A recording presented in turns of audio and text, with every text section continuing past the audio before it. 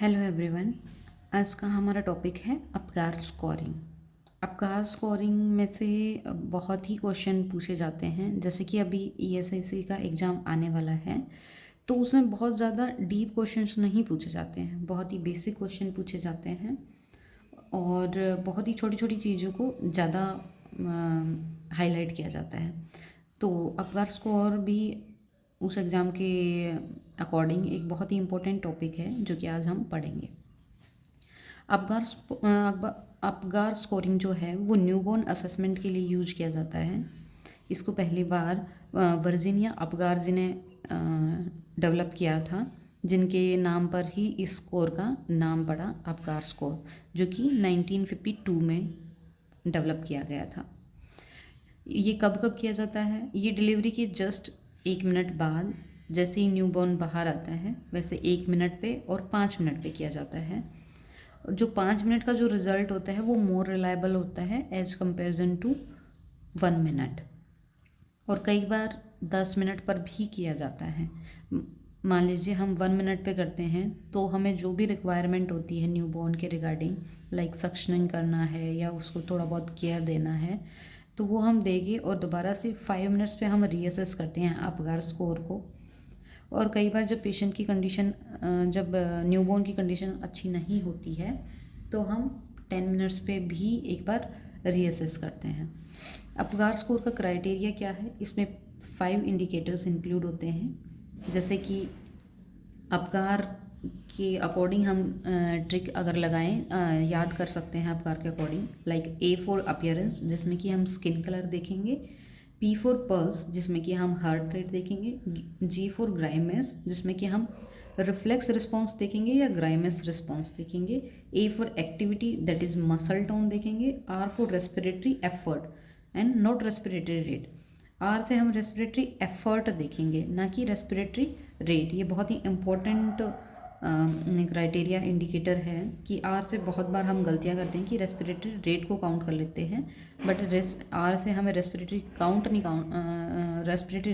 नहीं करना है, हमें रेस्पिरेटरी एफर्ट को देखना है। तो अभी पढ़ते हैं हम अपगार स्कोर। अपगार स्कोर में हमने जो इंडिकेटर पढ़े वो 5 मैंने जो कि बताया आपको: heart rate, respiratory rate, skin colour, reflex response और इरिटेबिलिटी, या फिर हम इसे ग्राइमस रिस्पॉन्स भी बोल सकते हैं, and last one is muscle tone. इसमें हम 3 पॉइंट लेते हैं, 0, 1 एंड 2। इसमें मैक्सिमम जो स्कोर होता है वो 10 होता है। अब देखिए, सबसे पहले हम हार्ट रेट चेक करते हैं। हम न्यूबॉर्न की हार्ट रेट चेक करते हैं। अगर हार्ट रेट अब्सेंट है तो हम 0 पॉइंट देंगे। अगर हार्ट रेट है जो कि 100 से लेस देन है तो हम 1 पॉइंट देंगे, और 100 से ज़्यादा है तो हम 2 पॉइंट देंगे। ठीक है। उसके बाद हम रेस्पिरेटरी एफर्ट देखेंगे। इसमें हम देखेंगे कि बच्चा अच्छे से सांस ले पा रहा है या नहीं ले पा रहा। अगर बिल्कुल नहीं ले पा रहा है तो अब्सेंट है रेस्पिरेटरी एफर्ट, तो हम 0 पॉइंट देंगे। अगर रेस्पिरेशन स्लो है, इरेगुलर है, या बच्चा बिल्कुल अच्छे से क्राई नहीं कर पा रहा, अच्छे से ब्रीद नहीं कर पा रहा है, तो हम उसे 1 पॉइंट देंगे। और अगर बच्चा अच्छे से क्राई कर पा रहा है, जो रेस्पिरेशन है वो रेगुलर है, नॉर्मल है, तो हम उसको 2 पॉइंट देंगे। इसके बाद आता है स्किन कलर। स्किन कलर में अगर हम बच्चे का कलर देखेंगे, कंप्लीट साइनोसिस मींस कंप्लीट जो बॉडी है बच्चे की वो ब्लू है, तो उसे कंप्लीट साइनोसिस बोलते हैं, जिसमें हम 0 पॉइंट देंगे। उसके बाद आता है अगर एक्रोसाइनोसिस है। एक्रोसाइनोसिस का मतलब अब क्या होता है? अगर बच्चे की का जो सेंट्रल पार्ट है, जो मिड में जो बॉडी है, वो अगर पिंक है और एक्सट्रीमिटीज़, हैंड्स और लेग्स जो हैं वो ब्लू हैं, तो इसको हम एक्रोसाइनोसिस बोलेंगे, और इसमें हम 1 पॉइंट देंगे। अगर स्किन का कलर नॉर्मल है और कंप्लीट पिंक है तो हम उसमें 2 पॉइंट्स देंगे। इसके बाद आता है रिफ्लेक्स रिस्पॉन्स और इरिटेबिलिटी, या फिर हम बोल सकते हैं ग्राइमेस रिस्पॉन्स। अगर हम बच्चे को न्यूबॉर्न को देखते हैं और कोई रिस्पॉन्स नहीं मिलता है तो हम उसमें देंगे 0 पॉइंट। अगर मिनिमल रिस्पॉन्स है या बच्चा ग्राइमेस, लाइक बिल्कुल फेशियल एक्सप्रेशन ही दे रहा है, कोई अच्छे से क्राई नहीं कर रहा है, और बिल्कुल ही कम मोमेंट है, हाइपो एक्टिव है, तो उसमें हम 1 पॉइंट देंगे। उसके बाद अगर अच्छे से फुल क्राई कर रहा है और एक्टिव मोमेंट्स कर रहा है बच्चा, तो हम उसमें 2 पॉइंट्स देंगे। उसके बाद आती है मसल टोन। अगर बच्चा बिल्कुल फ्लैसिड है, मीन्स बिल्कुल पैरालाइज्ड, कोई मूवमेंट नहीं है, तो उसको हम 0 पॉइंट देंगे। अगर सम और मिनिमल फ्लेक्शन ऑफ एक्सट्रीमिटीज़, अगर थोड़ा बहुत फ्लेक्शन कर रहा है, फ्लेक्शन का मतलब बेंड कर रहा है या फिर अच्छे से मूवमेंट कर पा रहा है, फ्लेक्शन कर पा रहा है एक्सट्रीमिटीज़ का, हैंड्स और लेग्स को अच्छे से हिला डुला पा रहा है, तो उसको हम 1 पॉइंट देंगे। इसमें क्या है, अच्छे से हिलाने का मतलब क्या है कि अगर वो मिनिमल फ्लेक्शन कर पा रहा है, मतलब ऐसा नहीं है कि वो अच्छे से पूरी तरीके से जो है एक्सट्रीमिटीज़ को फ्लेक्स कर पा रहा है, बेंड कर पा रहा है। अगर वो थोड़ा बेंड कर पा रहा है तो उसमें हम 1 पॉइंट देंगे, और अगर वो फुल फ्लेक्स कर पा रहा है एक्सट्रीमिटीज़ को, गुड फ्लेक्शन है मतलब, तो उसको हम 2 पॉइंट देंगे। तो ये 5 इंडिकेटर थे।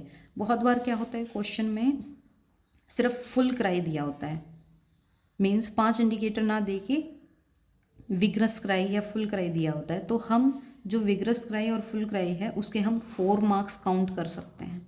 क्योंकि अगर विग्रस क्राई है तो हमें पता चलेगा कि रेस्पिरेटरी एफर्ट भी अच्छा है और जो ग्राइमस रिस्पॉन्स है वो भी अच्छा है।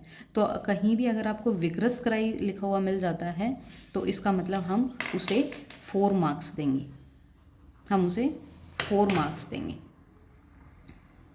ये बहुत बार पूछा भी गया है, बहुत बार बच्चे गलती करते हैं कि विग्रस क्राई लिखा हुआ है तो वो उसको या तो रेस्पिरेटरी एफर्ट में काउंट करते हैं या आइदर वो उसको ग्राइमस रिस्पॉन्स में काउंट करते हैं। बट अगर हमें ओनली विग्रस क्राई दिया हुआ है और तब स्कोर पूछा हुआ है तो हम उसको 4 काउंट करेंगे, क्योंकि विग्रस क्राई हमें रेस्पिरेटरी एफर्ट को भी शो कर देता है और ग्राइमस को भी शो कर देता है। तो ये था अपगार स्कोर, जो कि जिसमें कि 5 इंडिकेटर थे और कब कब हम उसमें कौन कौन कितना कितना पॉइंट देंगे वो काउंटिंग था।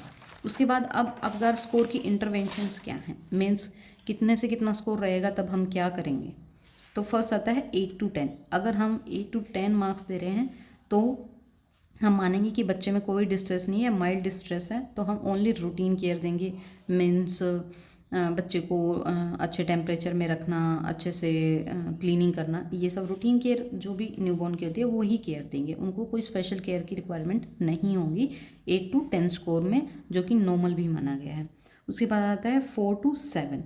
4 to 7 में माना गया है कि मॉडरेट डिस्ट्रेस होता है, जिसमें कि हमें एयरवे को मेंटेन करना है। एयरवे को मेंटेन कैसे करेंगे, सक्शनिंग करके, और हमें स्टिमुलेशन देना है बाय सोल फ्लिकिंग और बैक रबिंग। सोल बच्चे के तलवे को फ्लिक करना है, ऐसे जैसे ये बच्चे का तलवा है उसको ऐसे फ्लिक करना है, या बैक को रब करके हमें उसको स्टिमुलेट करना है बच्चे को मूवमेंट करने के लिए। उसके बाद हमें सुपाइन पोजीशन देनी है with slightly extension of neck. हमें स्लाइटली सुपाइन पोजीशन देनी है, लाइक ये सुपाइन पोजीशन है और नेक को स्लाइटली एक्सटेंशन ऑफ नेक, थोड़ा सा एक्सटेंशन करना है, लाइक ये नेक है इसको थोड़ा सा एक्सटेंशन करना है ताकि वो अच्छे से ब्रीथ कर पाए। उसके बाद हम उसे ऑक्सीजन थेरेपी देंगे और रीस्कोर करेंगे at the specific intervals. Means हमने एक बार 1 मिनट पे काउंट करा था, उसके बाद हमें 5 मिनट पे दोबारा से फिर से काउंट करना है, ताकि हम अच्छे से असेस कर पाएँ कि बच्चे में कुछ इंप्रूवमेंट आया है या नहीं आया है, माइल्ड जो मॉडरेट जो डिस्ट्रेस है वो दूर हुआ है या नहीं हुआ है। उसके बाद आता है 0 to 3। अगर अपगार स्कोर का असेसमेंट जो है वो 0 to 3 के बीच में आ रहा है, मीन्स जो न्यूबॉर्न है वो सीवियर डिस्ट्रेस में है और जिसके लिए हमें इमीडिएट रिससिटेशन की ज़रूरत पड़ेगी।